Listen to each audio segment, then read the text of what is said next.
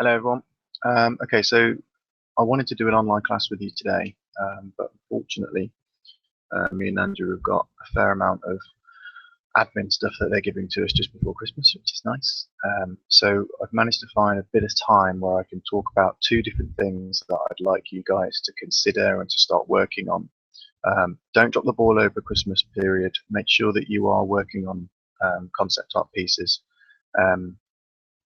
So these two bits that I'm going to talk to you about today, first one is going to be about perspective and the second one's going to be about tone. We've already kind of covered tone a little bit before when I got you guys to do your different shapes and that you were shading in where the light was coming from. So that was tone essentially there, but there's other reasons and uses for tone. So I'm going to go through those a little bit just now. So I'm going to just quickly share my screen with you. And then you can see what I'm talking about. Okay, wow, all right, so hopefully you can see that. So I'll minimize this. Okay, so the first one, if I bring up perspective to start with. So looking at perspective in terms of for concept art, we need to understand what perspective is and how to draw it correctly. I think you've all done perspective stuff with Tony on the very first week when you were drawing boxes. So hopefully Tony went through this stuff with you, but I'm just going to show you quick ways of doing perspective things using Photoshop instead of your traditional media. So, I mean, we know that perspective is this. It's the technique of representing three-dimensional images on a two-dimensional surface. So you're painting on a completely two-dimensional piece of paper or on a two-dimensional digital piece of paper. The only time when you're not is when you're sat inside 3D Studio Max and when you can see that things are three-dimensional in there. But even still, because you as a human being, you're looking at a flat piece of LCD on your screen, 3ds Max is still using perspective and sort of rules of perspective in order to trick your brain into thinking that it is a 3D image. So that's fairly obvious that we know that this is what perspective is. So looking at it a little bit deeper and understanding that you do have these three perspectives, these three sort of axes of depth. So your first one, we're going to look at it over on this image over here, the box on the right hand side. You've got your first one running straight up down, second one running from left to right, and then the third one is that depth. And the third one is the key. That's the one that stops things from being just a flat 2D piece to something that is more 3D and that has perspective, that has depth. So the rules essentially are that you must always have a horizon line, otherwise you don't know where to draw your perspective sort of lines from or to. So that's important that the horizon line is in there. The second thing is that whenever you're drawing, this is something that I see students get wrong all the time, and it's these sections here, these vertical sections, they're always vertical. You won't get them coming in a sort of an angle like this unless that object is shaped like that. And that's something that a lot of people struggle with, I think. And I think a couple of you, Nathan for one, when we were doing the piece of wood, I think Jack as well, Jack Inkett, you were doing the same thing. So you weren't leaving these completely straight. And that was why you were getting issues and you were having sort of problems with how that piece of wood looked. It didn't quite look flat. Oh, sorry, not flat. It didn't quite look like the perspective was right. So those straight lines are really important, particularly if you're drawing something that does have straight edges. Vanishing points are these things here. So these on the left and the right hand side, we've got these 2 points. At the moment, there's only two. This here we're looking at 2-point perspective here. 1 point would be if we had a one dot in the very middle there, and everything was leading towards it. Okay, so everyone's seen that sort of image of a train track where you've got the train track running straight in a sort of triangular sort of view, all pointing to one track. That's 1 point perspective. 2-point perspective is what we're seeing here. This. And then you can go all the way as far as 6-point perspective. I don't know if anyone's actually ever seen 6-point perspective. There's only been the odd one or two attempts at doing 6-point perspective, and I'll just show you what it looks like.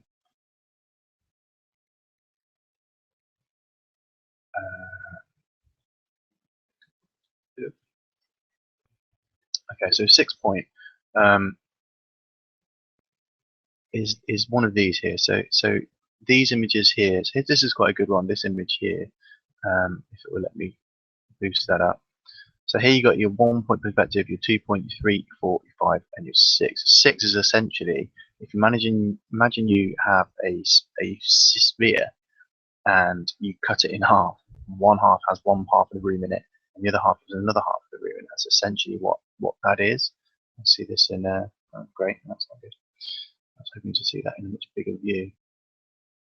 But you can see how basically things start bending, essentially, because there's so many perspective lines to have to worry about. So let's have a look. So this is a 5-point, I think, here. This is 5-point perspective right there. Not really seeing anything in such a big enough view. There you go. So you got 1 point, 2 point, 3 points, 4 points, 5 points. Okay, so many things are kind of diverting off to certain points. Okay, so these are all diverting off towards there. But because we've got these extra points here and here, things are starting to curve. So we've got a lot of these edges are sort of all curving down towards these points over here. They wouldn't go straight. Straight isn't the right way to do it.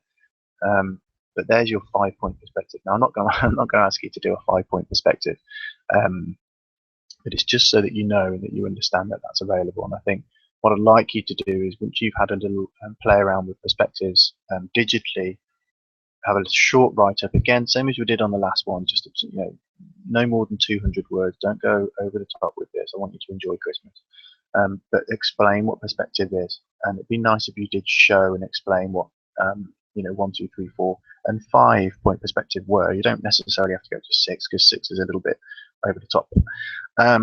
So let's come back to our original PowerPoint. So we can go as far as 6 points. And one of the key things that we need to know is this vanishing point. So we've already said that we can have up to 6 different vanishing points.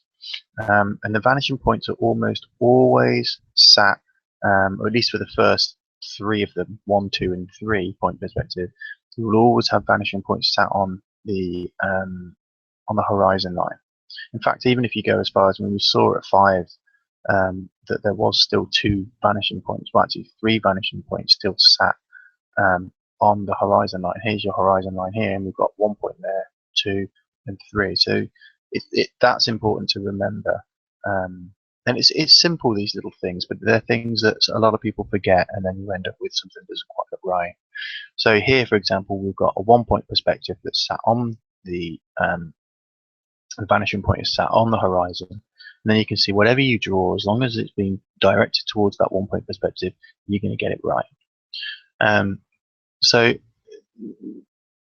on top of that, I mean, I didn't really want to go through this quite so soon, but you're looking at how would you find the center of something. It's fairly simple. Here's your box. If you want to know where the middle of this is, you draw a line from this point here to this point here, and from this point here to this point here, and you would end up with something in the middle, a little cross. That there is the middle of your box. Okay, so where the lines intersect. It's fairly simple. I think you guys probably already know this, these techniques. So if we're not just using your rulers and your vanishing points, how else can you show perspective? How else can you show that there's depth? One way is this way here. So you're looking at the bigger an object is, the closer it seems to you. This box here seems like it is closer to us than this little box down here. But that's not to say that this is the furthest away, but it's just very big, and this is actually the closest to you. You've all seen those videos where people are kind of they're picking up something, and it looks like it's really, really far away, but actually it's tiny and it's in the foreground. I think there's a couple of cool videos. I'm sure Reese or Nathan, you can find something that links up to one of those, and if you do, just whack it in the classroom. But there are videos out there that do that kind of thing. Under and over, essentially this is quite easy for us digitally. When you're painting traditionally, you obviously need to worry about what's in front and what's behind a little more, because it's difficult for you to start painting either over the top of something, and then if you wanted to change your mind, you'd have to repaint the other thing back on top again. For us digitally, we could just use our layers in Photoshop. So here, where we've got up and over, we're essentially saying here that the blue box is closer then the red box, and then the green box. And that's quite obvious. That's quite simple to understand, because anything that we know as humans that is closest to us will overshadow whatever's behind it. It will, it will hide whatever's behind it. So we know that this blue one's closer than the red than the green. So that's fairly simple, and it's an understanding. This thing that you understand quite quickly. So under and over. Again, each of these things, guys, when you're just writing your little blog post, just a couple of sentences to explain what they are, an image maybe, just to explain it a little further.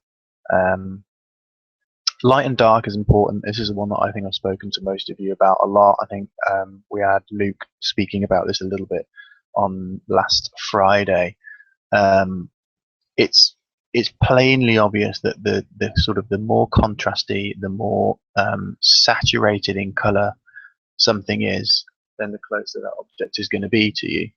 The further away those things are, then you're going to find that they're desaturated. So looking at this image on the right hand side, this section of rock that is closest to us is obviously darker, it's obviously more saturated in terms of it has more color.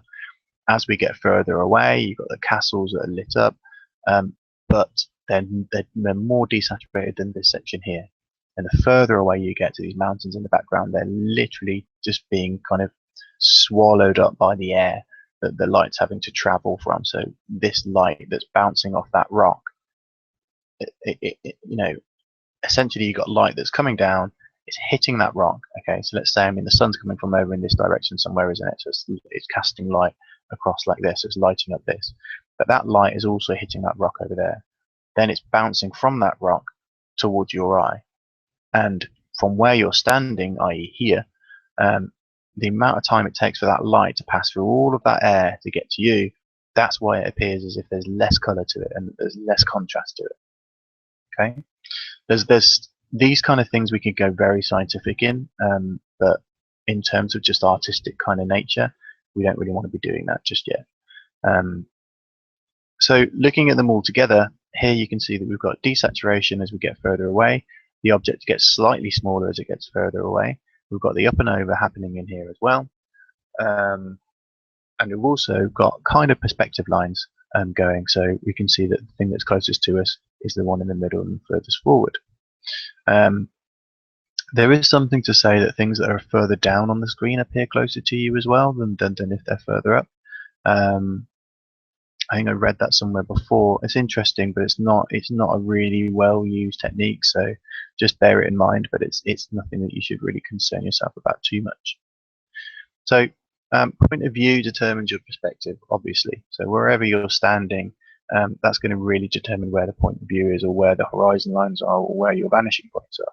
So our vanishing points here, for example, now this is where you would think, well, these vanishing points aren't on the horizon line. Well, they kind of are, because the horizon is you. You're standing on the horizon, you're standing on the flat floor. So if you were to bring these points down, we're not saying that the vanishing point's over there. The vanishing point's actually down here, which is where you're standing. So you're on the horizon, and that's where that's coming from. Same goes for this one here. So there's the really steep angle from this building, this section here. So if you imagine that this piece of this building here is actually flat, it's square. So this really steep angle here is telling me that the horizon line is bang right down there somewhere, which it is. It's down here. So just be very aware of when you're drawing things that you always need to be looking for where that horizon line is. It's so important. I've just got a quick 1, 2, and 3 point perspective to show you. So here you can see this is obviously a 1 point perspective. Everything is flowing towards this horizon line, this vanishing point that's over here. Absolutely everything is there. So it's not just these sides of these big buildings and things, it's also the windows are all pointing towards that point there. The little flower pot things over here are all pointing towards there. The only things that aren't, the things that are completely flat and straight, are the verticals. The verticals are straight and the horizontals are straight. So this door here is completely straight. These windows up here are completely straight. They're not following that perspective line. Only the things that are on the sides of the building that you would see are pointing towards it. Okay, super important. The other thing is, the things we were talking about size. We've got trees over here and we've got a big tree over here. That's telling us that this is further away. Again, I think we've spoken about this a little bit before, but just bear it in mind, especially when you're writing up your little blog. 2 point perspective, again, fairly simple. You got your edges coming down here, so our horizon line is somewhere around here. If we follow the edges of this house that way and the edges of the house from that way, the horizon line is somewhere there. Vanishing point, sorry, is somewhere there, and the horizon line is there as well. And we can see that the horizon line is kind of right the way across that section just there. Okay. So there your 1 and 2 point perspective, and then the 3rd point perspective is obviously horizon line again, sat between the 2 and the 3, so it's just there. And then we've got our 3rd point. It's marked as point number 1 on here, but this is our 3rd point really. So you've got a 1 point perspective within the middle. So I would stick 1 there, 2 there, and the 3rd is either at the top or very far down at the bottom. Okay. So we jump into Photoshop for a second, and we can see if I just add a new layer, so I can start drawing black. So let me change that brush. I don't want that. Don't want any of those. Let's see. Oops, sorry. That's what I wanted. Okay, so I'll scroll to the top, just get a standard hard brush. And make it much smaller and zoom in on this so you can see what I'm doing. Okay, so looking at this, we want to put in a horizon line first. So I'm just going to shrink my brush a little bit further down, so it's a little bit fat. So let's say I'm going to put it slap bang in the middle. We're not doing any rule of thirds or anything like that on this. I'm just showing you how to draw in perspective. So if I press my my pen down on the tablet and then hold down the shift button, I can draw a nice straight line. And there's our horizon line. Okay. Now I know that this is this and this. They are where my vanishing points are going to be. Okay. Unless I'm going to do a 1 point perspective, in which case I'd put a vanishing point somewhere here. But everyone kind of knows 1 point perspective, don't they? So I'm not going to go ahead and do that. I mean, if we wanted me to go, okay, so if we had a box, let's say, usually vanishing points with 1 point perspective, you can see one side of something. So with a box, for example, we'd have that front kind of side to it, like so. Just mold that up. There's our point. That's where we're going to go to. So we'd go from the edges of the box up and then back across. If we could see through the box, then we would be able to see that its underside vanishing points would go under like that as well. Okay, but for this purpose, when I can't see the top of that box, then I'd simply just draw a line straight across the top here, grab my eraser, and then get rid of anything that I knew I didn't need, i.e. all of that. Okay, and there's my box drawn with a 1 point perspective. Okay, so let's go back. So we've got our 2 point.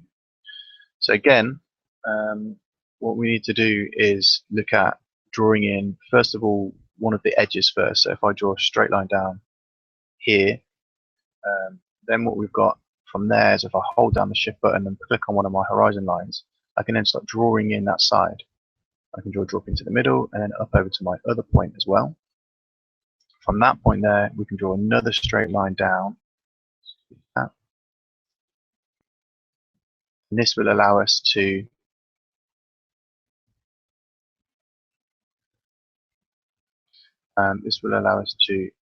draw in on the top section of this box. So our horizon line's up there, so I know I'm going to be seeing the top of this box. So I hold down shift again and just pull myself over to that side and click on this area just here, hold down shift and draw into the other horizon line. You can quite clearly see now I've drawn that box. We're looking at the top section of it as opposed to the bottom. And then we can see that we've got slightly longer section on this side, and that is mimicked on the top, and it's all been done by just using points and rulers essentially. Okay, and the same goes if I wanted to draw looking from below, sorry. So if I'm going to move over to one side as well, just to make it a little bit more interesting. So if I draw a straight line here, and then bring that over to this horizon point over there, 1, 2, down to that point, up to here. Then I can put my straight in again, let's say there, and another one. Let's make this box kind of an odd shape, so let's put one in here. And then from this bottom point there, I'm going to come back over to this side, and then from this point here, I'm going to come over to that side again. So there we've got 2 boxes drawn in. There's a lot of lines in here now, so it becomes a little bit confusing. But if we just grabbed a different color, so we go red, I'm just going to add a new layer in, and then I can just draw around that now because I know that this is correct. Okay, and just kind of very quickly doing this just to show you. So that's one, and then I'll draw in the second one.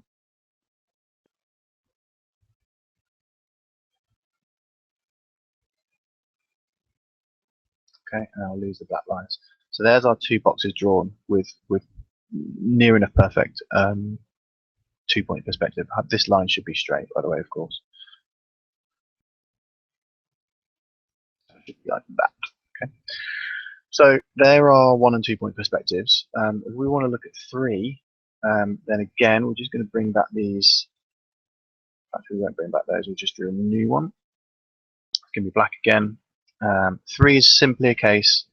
Let's click, hold down Shift and draw. So there's my horizon line. So that's going to be my my 1 and 2 vanishing points. And let's say my 3rd vanishing point is here. Okay. So now if I draw the box, let's draw it over on this side a little bit. So if I click and drag to make the bottom section of the box, and then I want to go up to this horizon point over here, back to that point there, over to this point here, and then back to that point there. Now, at this point, this is where your use of straight edges changes. This is because, as you saw, when we went to 6-point perspective, you started to get a bend in the what should have been a straight building, right? That's why it looks like it's kind of drawn onto a ball. So if I wanted to do 3-point perspective here with this box, here's where I'm going to start from. And instead of just going straight down, I'm going to go to that point over there. And again on this side, so I'm going to choose one section up at the top and then draw down towards that point. The top works the same as it does on 2-point perspective. So clicking that edge over there and then clicking this edge over here and draw that back. There we can see that this building is starting to fall in the direction of the 3-point perspectives that we've got working in here now. And if we wanted this to be a longer building, then of course we could just have this section a little bit longer. And then this point here would obviously go up to that point there, and this point here would go up to that point over there as well. Okay, so then we've got a slightly longer section of building. We could rub out that section in the middle. And then you would see that that's using 3-point perspective on a much kind of slightly longer piece of geometry. Okay, so that covers the perspective side of things, and what I'd like you to do is to do a small blog post describing the 1, 2, and 3-point perspective with your own little drawings such as this. Okay, so when I come back, we're going to talk about tone and we'll work on that.